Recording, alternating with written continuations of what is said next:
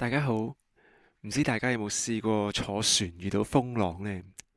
我記得咧自己細個嘅時候咧，曾經去過一啲遊輪啊，咁啊撞啱咧打風喎，喺船上邊呢，不斷嚟到搖嚟搖去，甚至咧瞓喺床上邊咧都覺得好似坐緊海盜船咁。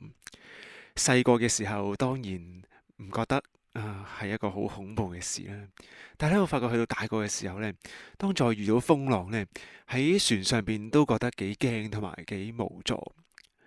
可能坐船我哋遇到風浪，我哋都覺得勉強係安全。但如果喺我哋人生裏邊，我哋遇到一啲嘅風浪呢，我哋又會有啲乜嘢嘅心情？我哋仲夠唔夠膽講喺人生裏邊仍然去相信神？如果風浪大到呢，我哋都覺得活命嘅指望都冇嘅時候，我哋又會點做呢？今日呢，我哋會睇兩個嘅聖經人物，講到佢哋信心，睇下佢哋點樣喺生活裏邊去實踐佢哋信仰，喺生命裏邊遇見神。大家好，我係 Shipman。我覺得能夠喺生活裏邊實踐出嚟嘅，先至能夠叫信仰。所以呢一個係一個分享基督教資源嘅頻道，希望讓到大家喺繁忙嘅生活裏邊能夠得着信仰嘅啟發，將信仰喺生活裏邊實踐出嚟，從而做到生命中遇見神。喺呢個全新嘅系列裏邊，我哋會透過荒漠甘泉作為藍本，引導大家喺短短嘅時間裏邊有一啲安靜靈修嘅時間。盼望藉着少少嘅時間，可以同大家一齊默想聖經，生命被神改變，最後喺生命中遇見神。今日我哋會睇嘅經文係約伯記13章15節，他雖殺我，然而我還要信靠他。另一節嘅經文係新約提摩太後書1章12節，保羅話：因為我知道我所信的是誰。呢兩句說話呢，都係兩個唔同嘅聖經人物，佢哋喺經歷人生風浪之後，佢哋對於上帝信心嘅宣言。約伯佢喺約伯記裏邊，佢失去一切，佢冇晒家人，冇晒財產，甚至乎身體都要生毒瘡，但係佢話佢仍然要信靠上帝。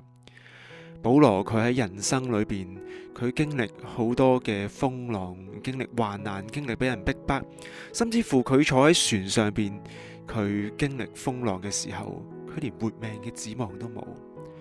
佢哋面對絕望，但係佢哋選擇信靠上帝。荒漠甘泉今日嘅文章都話，人生好似渡海一樣，風浪在所難免。當風浪去到一個地步，我哋唔知再有冇希望。當日月星辰都唔顯露嘅時候，我哋喺呢個光景裏邊，我哋唯一做嘅一件事，就只能夠將自己停喺一個地方，嚟到去等候神，同埋信靠神。信仰唔係要無風無浪，而係要喺生活裏邊實踐出嚟，喺風浪裏邊去遇見神嘅信實。你有冇試過喺難處裏邊去找緊上帝？當人喺風浪裏邊嘅時候，我哋會有掙扎，會有諗好多嘅理由，諗好多嘅經驗。我哋去諗點解會落到呢個風浪裏邊，我哋會諗點樣喺呢個風浪裏邊掙扎求存。我哋好想同呢個風浪嚟到去角力，但係面對自然嘅力量，面對環境嘅力量，我哋人顯得好渺小，我哋冇辦法喺裏邊嚟到去同呢啲風浪嚟到去抵抗。唯一嘅出路係安息喺神嘅話語上邊，安息喺佢嘅信實裏邊。約伯話：佢雖然殺我，但係我仍然相信。保羅話：我知道我信緊嘅係邊個。佢哋喺絕境裏邊，佢哋找緊對神嘅應許；佢哋喺風浪裏邊，唯一找緊嘅係上帝。佢哋相信神會帶領佢哋去到對面嘅岸裏邊。神嘅恩典唔係俾我哋去避開難處，而係陪我哋喺難處裏邊去經過，俾我哋平安，俾我哋力量去經歷呢一啲嘅風浪。今日我哋又喺啲乜嘢嘅風浪裏邊？我哋需要交託俾上帝。我哋喺難處裏邊，我哋喺風浪裏邊有冇經歷從神而嚟嘅安息？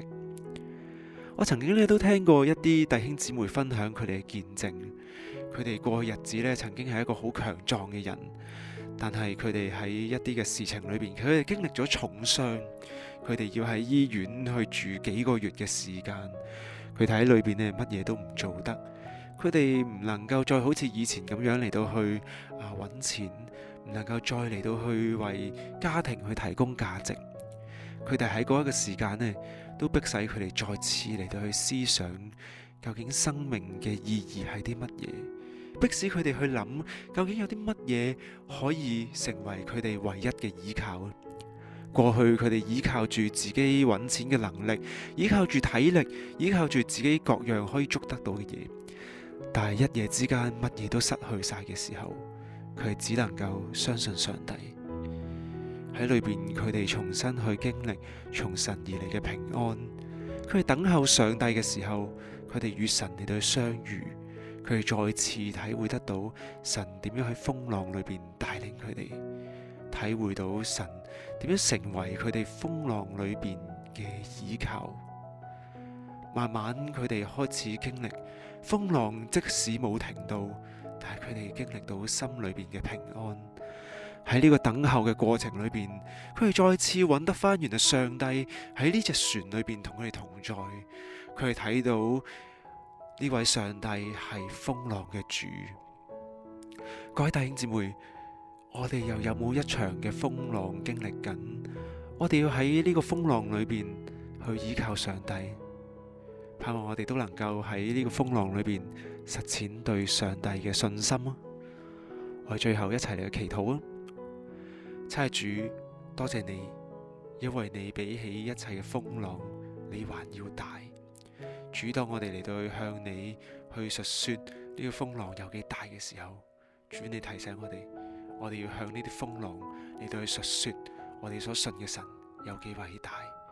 神，求你幫助我哋喺風浪裏邊，我哋不憑眼見，我哋憑着信心去找緊主你嘅應許，而且我哋喺風浪裏邊經歷上帝你嘅同在同埋平安。求主幫助帶領我哋，多謝主聽我祈禱，係奉耶穌基督聖名祈求，阿門。今日嘅內容去到呢一度，鼓勵你喺結束之後仍然可以有一啲時間去默想頭先嘅內容，有個人同神祈禱親近嘅時間啦。